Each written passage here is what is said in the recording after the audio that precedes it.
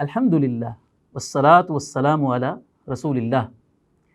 قیامت کے دن کچھ ایسے خوش نصیب لوگ ہوں گے کہ جن کے حق میں اللہ کے رسول صلی اللہ علیہ وسلم سفارش فرمائیں گے۔ اللہ تعالیٰ نبی علیہ الصلاۃ والسلام کی سفارش کے مطابق بہت سارے لوگوں کو جہنم سے نکال کر جنت میں داخل فرمائے گا۔ نبی علیہ الصلاۃ والسلام نے اپنی احادیث مبارکہ میں کچھ ایسے اعمال بتائے ہیں کہ جن کو کر کے ہم بھی اللہ کے رسول صلی اللہ علیہ وسلم کی شفاعت کے حقدار بن سکتے ہیں۔ ان کاموں میں سے، ان اعمال میں سے ایک عمل جس کا ذکر صحیح البخاری کی ایک حدیث میں آپ علیہ الصلاۃ والسلام نے کیا ہے۔ آپ علیہ الصلاۃ والسلام نے فرمایا کہ جو مسلمان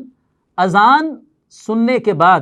یہ دعا کرتا ہے، اللہم رب ہذہ الدعوۃ التامہ والصلاۃ القائمہ آت محمدا الوسیلۃ والفضیلہ وابعثہ مقاما محمودا الذی وعدتہ، جو مسلمان اذان سنتا ہے، اذان کا جواب دیتا ہے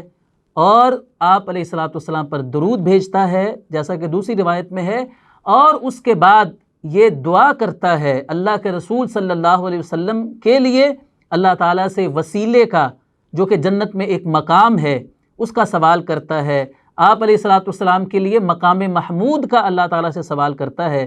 تو آپ صلی اللہ علیہ وسلم نے فرمایا کہ حلت لہ شفاعتی یوم القیامہ، ایسے مسلمان کے لیے شفاعت کرنا میرے لیے حلال ہو جائے گا۔ مطلب میں ضرور ایسے مسلمان کے لیے شفاعت کروں گا کہ جو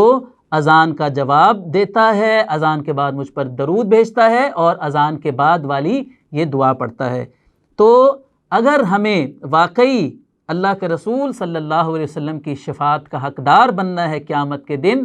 تو ہمیں باقاعدگی کے ساتھ، بڑے اہتمام کے ساتھ اذان سننی چاہیے، اذان کا جواب دینا چاہیے، اس کے بعد آپ علیہ الصلاۃ والسلام پر درود بھیجنا چاہیے اور اس دعا کو پڑھنے کا اہتمام کرنا چاہیے۔